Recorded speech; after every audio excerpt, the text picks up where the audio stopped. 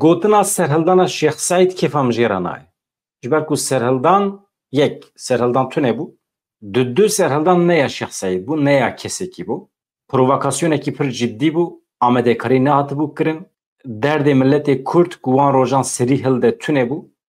Mesele dîsa mîna îro dixwastin statûya xwe pêk bînin. Xweseriya xwe pêk bînin. Hem li gorî ola xwe bijîn, hem jî li gorî çand û kültûra xwe bijîn. Yani mafên netewî ji xwe re dixwastin pêk bînin.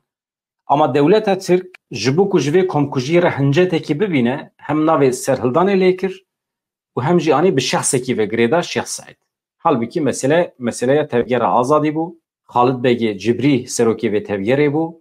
Xalid Begê Cibrî tevê tevê hevalê xwe dema ku hatin girtin, hatin şehîd xistin. Wê demê civak Şeyh Said anî xist serokê vê tevgerê. Ji ber ku Rûspiyê wê demê bû, dewlemend bû,